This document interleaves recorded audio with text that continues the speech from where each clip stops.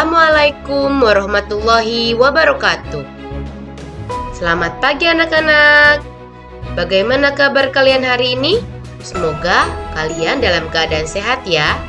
Hari ini kita akan belajar pendidikan agama Islam dan budi pekerti kelas 1 bersama Teacher Linda. Sebelum memulai pembelajaran hari ini, alangkah baiknya kita berdoa agar pembelajaran hari ini berjalan dengan lancar. Kalian dijadikan anak yang soleh dan soleha, diberikan ilmu yang bermanfaat. Doa sebelum belajar. A'udzu billahi minasyaitonir rajim. Bismillahirrahmanirrahim. Rabbi zidni ilman warzuqni fahman. Ya Allah, tambahkanlah kepadaku ilmu dan berilah aku karunia untuk dapat memahaminya. Hari ini kita akan melanjutkan pelajaran 11 kisah keteladanan Nabi Muhammad SAW dengan subtema yang berbeda, yaitu kelahiran Nabi Muhammad SAW. Oke, kita akan membahas tentang kelahiran Nabi Muhammad SAW. Ada yang tahu tidak kapan Nabi Muhammad itu lahir? Ya, betul. Nabi Muhammad lahir di kota Mekah pada hari Senin 12 Rabiul Awal pada tahun gajah. Wah, teacher, kok namanya tahun gajah? Ya, betul. Karena pada saat itu terjadi peristiwa yang sangat penting. Ada pasukan gajah yang dipimpin oleh Raja Abraha yang ingin menghancurkan Ka'bah, sehingga dinamakannya tahun gajah.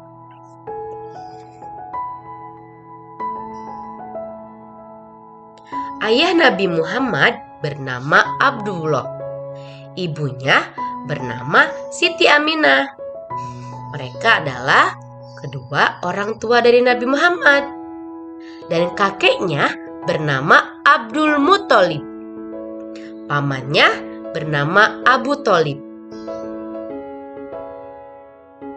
Nabi Muhammad SAW lahir dalam keadaan yatim. Ketika ibu Nabi Muhammad hamil, ayah Nabi Muhammad sedang pergi berdagang ke negeri Syam. Dalam perjalanan pulang dari negeri Syam, ayah Nabi Muhammad sakit. Ayah Nabi Muhammad wafat di kota Yastrib. Nabi Muhammad tidak disusukan pada ibunya. Nabi Muhammad SAW disusukan pada dua orang perempuan. Yang pertama adalah Suwaibah selama 4 bulan. Kemudian dilanjutkan oleh Halimah Asy'adiyah hingga Nabi Muhammad usia 2 tahun. Kenapa Nabi Muhammad tidak disusukan oleh ibunya? Karena pada masa itu kebiasaan bangsawan Arab menyusukan bayi kepada orang lain. Oleh karena itu, Nabi Muhammad disusukan kepada Suwaibah dan Halimah Asy'adiyah. Dan Halimah Asy'adiyah mengasuh Nabi Muhammad hingga usia 4 tahun.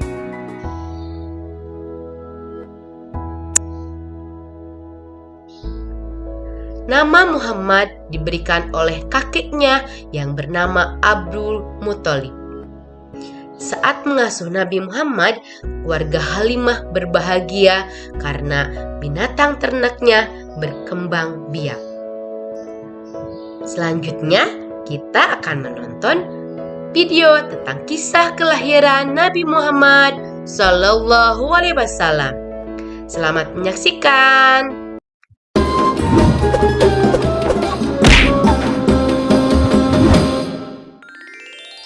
Kisah Nabi Muhammad Sallallahu Alaihi Wasallam.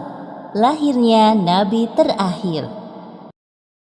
Ribuan tahun lalu, Mekkah hanyalah sebuah lembah di tengah padang pasir, tempat persinggahan para kafilah dagang yang kemudian diubah menjadi sebuah kota di masa kekuasaan Nabi Ismail alaihi salam. Kota Mekkah juga menjadi saksi atas lahirnya Khatamul Anbiya, penutup para nabi. Beliau adalah Muhammad bin Abdullah. Nenek moyang Nabi Muhammad bernama Hashim bin Abdul Manaf. Saat Hashim berkuasa, kota Mekkah terkenal dengan pusat perdagangannya yang makmur. Tidak ada yang dapat menyaingi kemampuan berdagang masyarakat Mekkah pada saat itu. Namun sayangnya, kehebatan masyarakat Mekkah dalam berdagang tidak sebanding dengan kebiasaan jahiliyah yang sering mereka lakukan. Hei, lihatlah burung itu. Sedari tadi ia terbang di atas kepalaku, lalu berbelok ke arah kiri. Nenekku pernah berkata, jika burung itu berbelok ke arah kiri, maka kau akan tertimpa sial. Benarkah ucapanmu? Ya, tentu saja. Menurut kepercayaan masyarakat jahiliyah, jika burung itu berbelok ke arah kanan, maka nasib baik akan datang. Begitupun sebaliknya. Orang-orang Arab pada masa jahiliyah sangat percaya pada tahayul.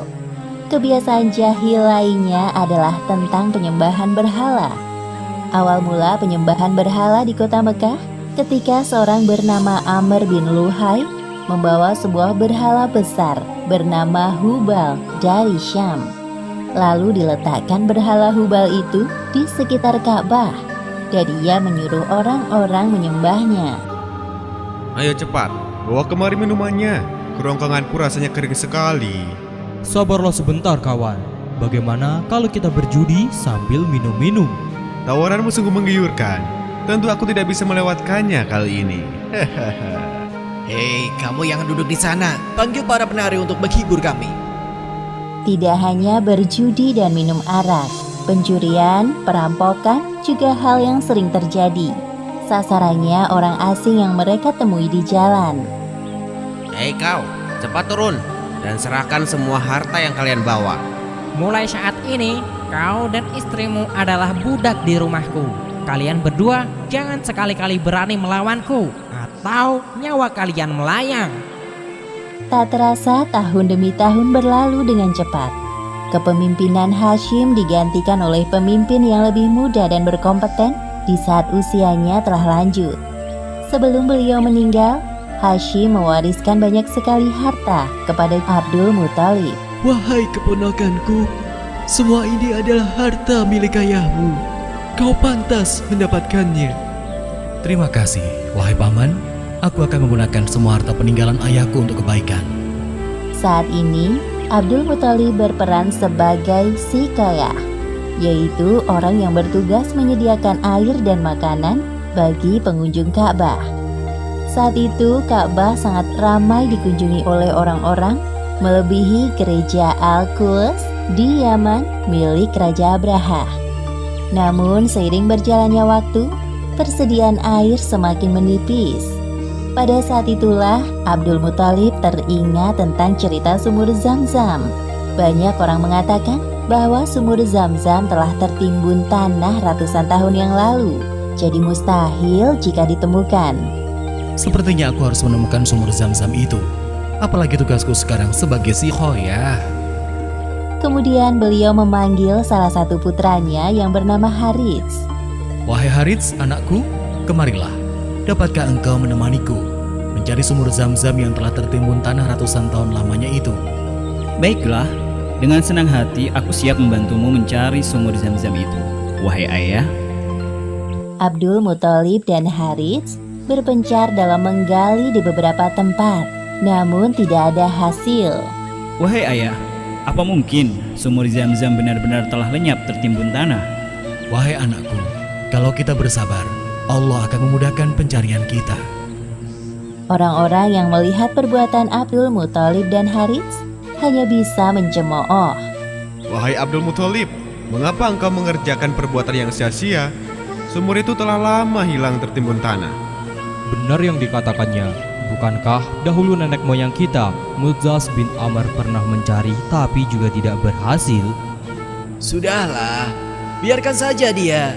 Lagi pula kita telah mengingatkannya. Abdul Muthalib terbangun dari tidurnya karena mendengar suara. Ia seperti mendapatkan petunjuk tentang keberadaan sumur Zam-Zam dalam tidurnya.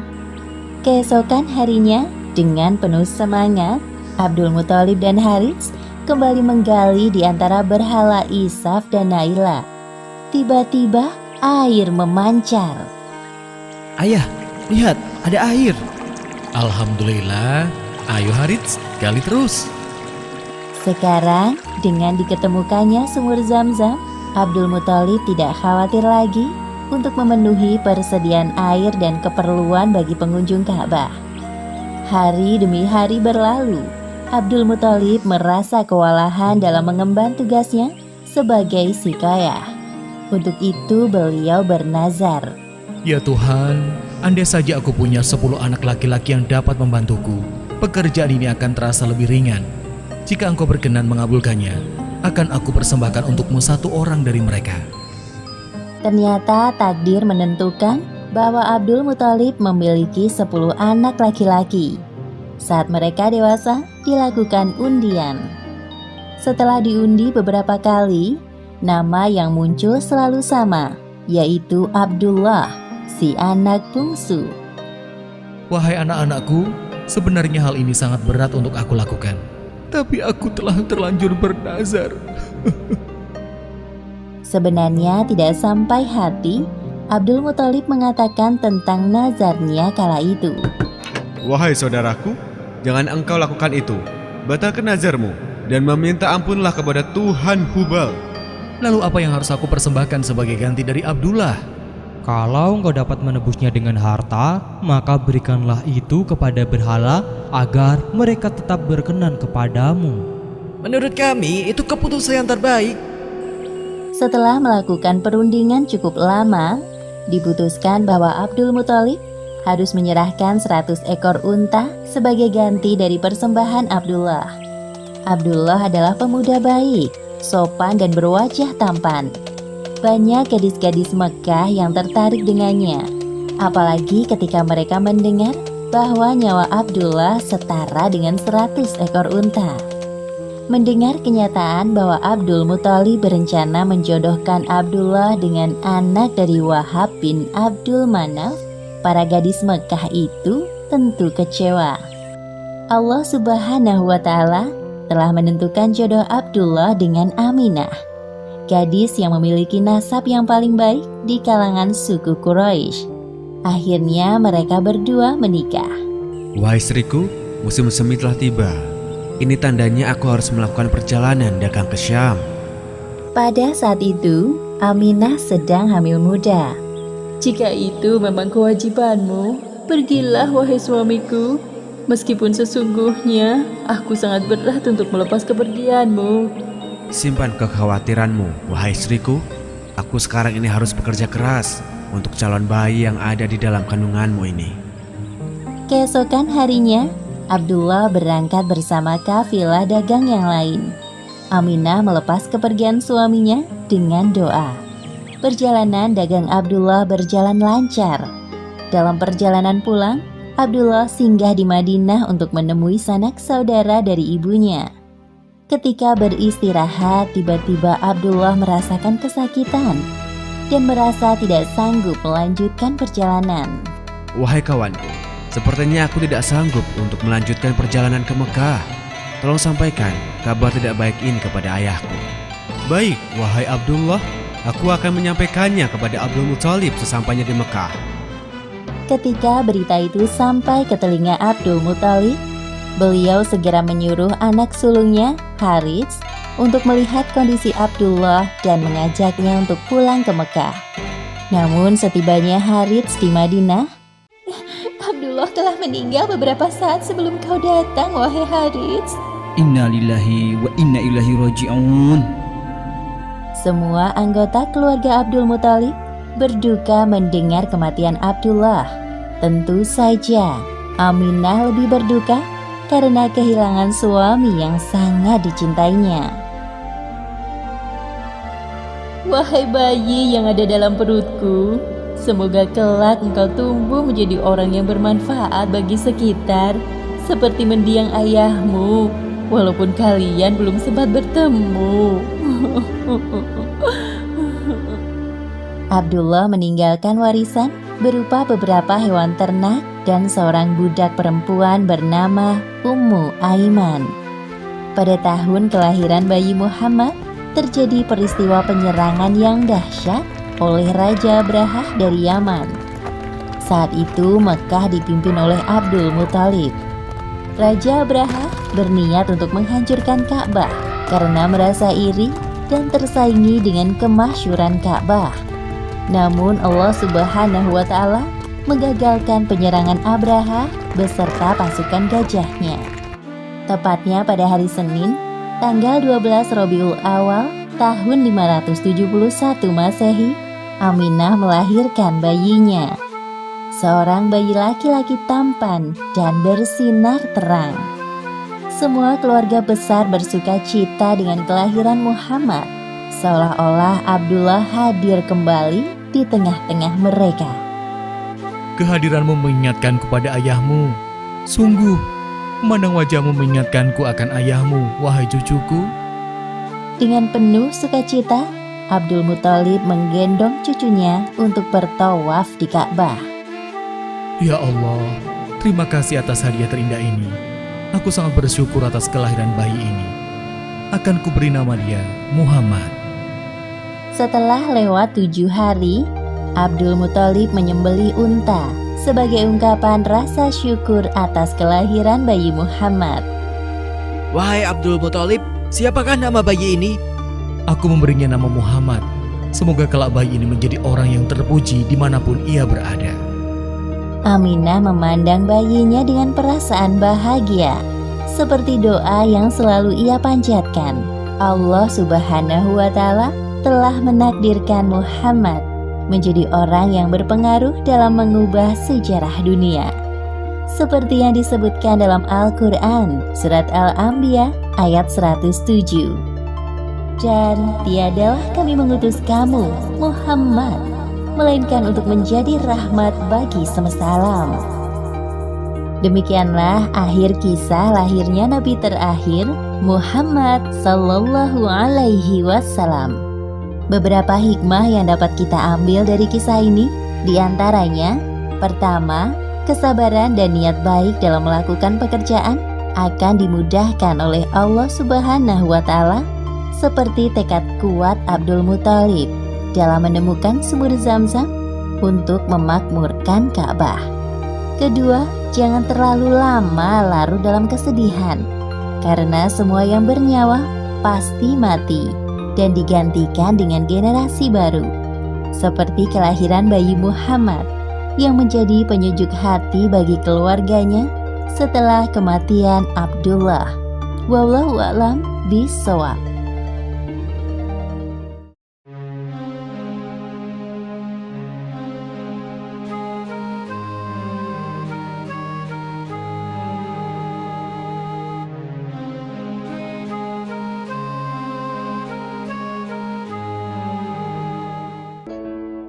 Itulah kisah kelahiran Nabi Muhammad SAW. Tugas kalian adalah mengerjakan di buku BTQ atau Baca Tulis Quran halaman 67 dan 75. Jangan lupa tugasnya dipoto dan diupload dikirim ke Google Classroom. Apabila ada yang kurang mengerti dari materi hari ini, kalian boleh tanyakan teacher melalui GCR atau WhatsApp. Mohon maaf apabila ada kesalahan dari teacher. Sekian dan terima kasih. Tetap semangat dan selalu menjaga kesehatan. Wassalamualaikum warahmatullahi wabarakatuh.